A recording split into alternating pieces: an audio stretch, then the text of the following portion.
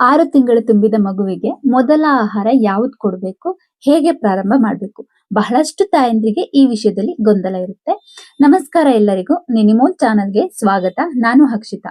ನಮ್ಮ ಚಾನಲ್‌ನಲ್ಲಿ ಮಕ್ಕಳ ಹಾರೈಕೆ, ಮಗುವಿನ ಆರೋಗ್ಯ, ಪೇರೆಂಟಿಂಗ್ ಟಿಪ್ಸ್ ಮತ್ತೆ ತಾಯಂದಿರಿಗೆ ಉಪಯುಕ್ತವಾದ ಮಾಹಿತಿಗಳನ್ನ ಹಂಚಿಕೊಳ್ತೇವೆ. ಇವತ್ತಿನ ವಿಡಿಯೋ ತುಂಬಾ ಮುಖ್ಯವಾದ ವಿಷಯದ ಬಗ್ಗೆ. ಅದೇನಂದ್ರೆ 6 ತಿಂಗಳು ತುಂಬಿದ ಮಗುವಿಗೆ ಮೊದಲ ಆಹಾರ ಯಾವ್ದನ್ನ ಕೊಡ್ಬೇಕು ಮತ್ತೆ ಹೇಗೆ ಪ್ರಾರಂಭ ಮಾಡ್ಬೇಕು ಅನ್ನೋದು. ಸೊ ಬಹಳಷ್ಟು ತಾಯಂದಿರಿಗೆ ಈ ವಿಷಯದಲ್ಲಿ ಗೊಂದಲ ಇರುತ್ತೆ.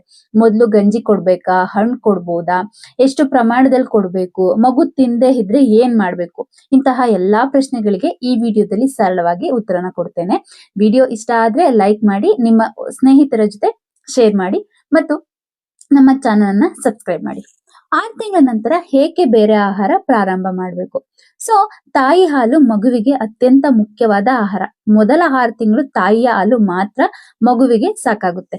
ಆದ್ರೆ 6 ತಿಂಗಳ ನಂತರ ಮಗುವಿನ ದೇಹಕ್ಕೆ ನಿಧಾನವಾಗಿ ಹೆಚ್ಚಿನ ಪೋಷಕಾಂಶಗಳ ಅವಶ್ಯಕತೆ ಬರುತ್ತೆ. ಆ ಸಮಯದಲ್ಲಿ ತಾಯಿಯ ಹಾಲಿನ ಜೊತೆಗೆ ಬೇರೆ ಆಹಾರಗಳನ್ನ ಪರಿಚಯಿಸುವುದನ್ನ ಕಾಂಪ್ಲಿಮೆಂಟರಿ ಫೀಡಿಂಗ್ ಅಂತ ಕರೀತಾರೆ. ನೆನ್ಪಿಟ್ಕೊಳ್ಬೇಕಾದ ಮುಖ್ಯ ವಿಷಯ ಏನಂದ್ರೆ, ಹೊಸ ಆಹಾರ ಪ್ರಾರಂಭ ಮಾಡಿದ್ರು ತಾಯಿ ಹಾಲನ್ನ ನಿಲ್ಲಿಸಬಾರ್ದು. ಹಾಗೆ ಮಗು ಆಹಾರಕ್ಕೆ ಸಿದ್ಧವಾಗಿದೆ ಅಂತ ಹೇಗ್ ಗೊತ್ತಾಗುತ್ತೆ? ಸೊ ಎಲ್ಲಾ 6 ತಿಂಗಳ ಮಕ್ಕಳು ಒಂದೇ ರೀತಿಯಾಗಿರೋದಿಲ್ಲ. ಕೆಲವು ಮಕ್ಕಳು ಬೇಗ ಆಹಾರಕ್ಕೆ ಹೊಂದ್ಕೊಳ್ತಾರೆ, ಇನ್ನು ಕೆಲವು ಮಕ್ಕಳಿಗೆ ಸ್ವಲ್ಪ ಸಮಯ ಬೇಕಾಗುತ್ತೆ. ಮತ್ತೆ ಮಗು ಸಾಲಿಡ್ ಫುಡ್ಗೆ ರೆಡಿ ಆಗಿದೆ ಅಂತ ತಿಳ್ಕೊಳ್ಬೇಕು ಅಂತಂದ್ರೆ ಯಾವ ತರ ತಿಳ್ಕೊಬಹುದು ಅಂತ ಅನ್ನೋದಾದ್ರೆ, ಮೊದಲನೇದಾಗಿ ಮಗು ತನ್ನ ತಲೆಯನ್ನ ಚೆನ್ನಾಗಿ ಇಡ್ಕೊಳ್ಬೇಕು. ಹಾಗೆ ಎರಡನೇದಾಗಿ ಕುಳಿತುಕೊಳ್ಳಲು ಸಹಾಯ ಮಾಡಿದಾಗ ಸರಿಯಾಗಿ ಕುಳಿತುಕೊಳ್ಬೇಕು. ಹಾಗೆ ನೀವು ತಿನ್ನುವಾಗ ಆಸಕ್ತಿಯಿಂದ ನೋಡ್ಬೇಕು. ಹಾಗೆ ಆಹಾರವನ್ನ ನಾಲಿಗೆಯಿಂದ ಹೊರಗೆ ತಳ್ಳದೆ ನುಂಗುವ ಪ್ರಯತ್ನಿಸಬೇಕು. ಈ ಲಕ್ಷಣಗಳು ಕಂಡು ಬಂದರೆ ನಿಧಾನವಾಗಿ ಆಹಾರ ಪರಿಚಯಿಸಬಹುದು. ಮತ್ತೆ ಮೊದಲಿಗೆ ಯಾವ ಆಹಾರನ ಕೊಡಬೇಕು?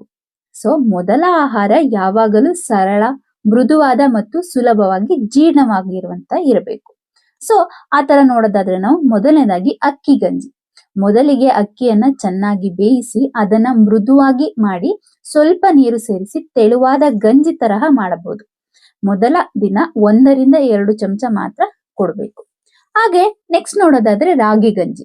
ರಾಗಿ ಮಗುವಿನ ಬೆಳವಣಿಗೆಗೆ ಒಳ್ಳೆಯ ಪೋಷಕಾಂಶಗಳನ್ನ ಹೊಂದಿದೆ. ರಾಗಿ ಹಿಟ್ಟನ್ನು ಚೆನ್ನಾಗಿ ಬೇಯಿಸಿ ತೆಳುವಾಗಿ ಮಾಡಿ ಕೊಡಬಹುದು, ಆದರೆ ಸರಿಯಾಗಿ ಬೇಯಿಸುವುದು ತುಂಬಾ ಮುಖ್ಯ. ಮುಂದೆ ಹಣ್ಣಿನ ಪ್ಯೂರಿ. ಬಾಳೆಹಣ್ಣು ಪ್ಯೂರ್ ಕೊಡ್ಬೋದು, ಸೇಬನ್ನ ಬೇಯಿಸಿ ಪ್ಯೂರಿ ಮಾಡಿ ಕೊಡಬಹುದು.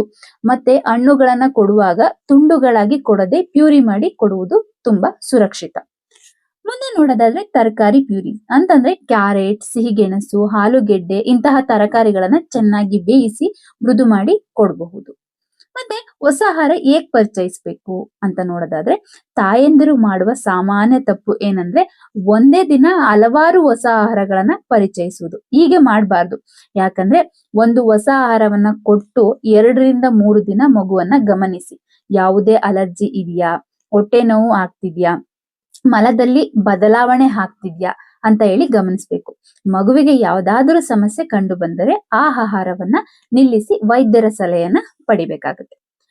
ಮತ್ತೆ ಎಷ್ಟು ಪ್ರಮಾಣದಲ್ಲಿ ಕೊಡ್ಬೇಕು? ಮೊದಲ ಬಾರಿ ಮಗು ಹೆಚ್ಚು ತಿನ್ಬೇಕು ಅಂತ ಒತ್ತಾಯ ಮಾಡಬೇಡಿ. ಮೊದಲಿಗೆ 1 ಅಥವಾ 2 ಚಮಚ ಸಾಕು. ನಂತರ ಮಗು ಆಸಕ್ತಿ ತೋರಿಸಿದರೆ ನಿಧಾನವಾಗಿ ಪ್ರಮಾಣವನ್ನ ಹೆಚ್ಚಿಸಬಹುದು. ಮತ್ತೆ ಮಗು ಆಹಾರವನ್ನ ಹೊರಗೆ ಹಾಕಿದರೆ ಬೇಸರ ಮಾಡ್ಕೊಳ್ಬೇಡಿ. ಅದು ಹೊಸ ರುಚಿಯನ್ನ ಕಲಿಯುತ್ತಿರುವಂತಹ ಸಮಯ ಆಗಿರುತ್ತೆ. ಮುಂದೆ ಯಾವ ಆಹಾರ ಕೊಡಬಾರ್ದು ಅಂತ ನೋಡೋದಾದ್ರೆ, 6 ತಿಂಗಳ ಮಗುವಿಗೆ ಕೆಲವು ಆಹಾರಗಳನ್ನ ತಪ್ಪಿಸ್ಬೇಕು. ಜೇನುತುಪ್ಪ ಕೊಡಬಾರ್ದು, ಹೆಚ್ಚು ಉಪ್ಪು ಮತ್ತು ಸಕ್ಕರೆ ಇರುವ ಆಹಾರವನ್ನ ಕೊಡಬಾರ್ದು, ಮತ್ತೆ ಚಿಕ್ಕ ಮಕ್ಕಳಿಗೆ ಓಲ್ ನಟ್ಸ್ ಅಪಾಯವಾಗಬಹುದು. ಮತ್ತೆ ಪ್ಯಾಕೆಟ್ ಫುಡ್, ಜ್ಯೂಸ್ ಮತ್ತೆ ಜಂಕ್ ಫುಡ್ ನ ತಪ್ಪಿಸ್ಬೇಕು. ಹಾಗೆ ಮಗುವಿನ ಆಹಾರ ಯಾವಾಗಲೂ ಸ್ವಚ್ಛವಾಗಿ ಮತ್ತು ತಾಜವಾಗಿ ತಯಾರಿಸಬೇಕಾಗುತ್ತೆ. ಮುಂದೆ ಒಂದು ಸರಳ ದಿನದ ಆಹಾರ ಕ್ರಮನ ಹೇಳ್ತೀನಿ. ಮೊದಲು ನೀವೇನಾದ್ರೂ ಬೆಳಿಗ್ಗೆ ಏನ್ ಕೊಡ್ಬೋದು ಅಂತಂದ್ರೆ ತಾಯಿ ಹಾಲನ್ನ ಕೊಡಿ. ಅದೇ ತರ ಮಧ್ಯಾಹ್ನ ಅಕ್ಕಿ ಗಂಜಿ ಅಥವಾ ರಾಗಿ ಗಂಜಿ, ಸಂಜೆ ಯಾವ್ದಾದ್ರು ಫ್ರೂಟ್ಸ್ ಪ್ಯೂರಿ ಮಾಡಿ ಕೊಡ್ಬೋದು. ಮತ್ತೆ ಉಳಿದ ಸಮಯದಲ್ಲಿ ಮಗುವಿಗೆ ಬೇಡಿಕೆಗೆ ಅನುಗುಣವಾಗಿ ತಾಯಿ ಹಾಲು ಸಾಕಾಗುತ್ತೆ. ಮತ್ತೆ ನಿಧಾನವಾಗಿ ಮಗುವಿನ ವಯಸ್ಸಿಗೆ ಅನುಗುಣವಾಗಿ ಆಹಾರದ ಪ್ರಮಾಣ ಮತ್ತು ವೆರೈಟಿ ಹೆಚ್ಚಿಸಬಹುದಾಗಿದೆ. ಹಾಗಾದ್ರೆ 6 ತಿಂಗಳ ಮಗುವಿಗೆ ಆಹಾರ ಪ್ರಾರಂಭಿಸುವಾಗ ಮುಖ್ಯವಾಗಿ ನೆನ್ಪಿಟ್ಕೊಳ್ಬೇಕಾದದ್ದು, ಮಗುವನ್ನ ಒತ್ತಾಯ ಮಾಡ್ಬೇಡಿ, ನಿಧಾನವಾಗಿ ಹೊಸ ಆಹಾರನ ಪರಿಚಯಿಸಿ, ತಾಳ್ಮೆಯಿಂದ ಮಗುವಿನ ಜೊತೆ ಇರಿ. ಪ್ರತಿಯೊಂದು ಮಗುವಿನ ಬೆಳವಣಿಗೆ ವಿಭಿನ್ನವಾಗಿರುತ್ತೆ. ಈ ಮಾಹಿತಿ ನಿಮ್ಗೆ ಉಪಯುಕ್ತವಾಗಿದ್ದರೆ ಲೈಕ್ ಮಾಡಿ, ಶೇರ್ ಮಾಡಿ.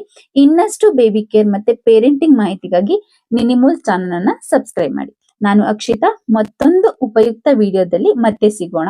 ಧನ್ಯವಾದಗಳು.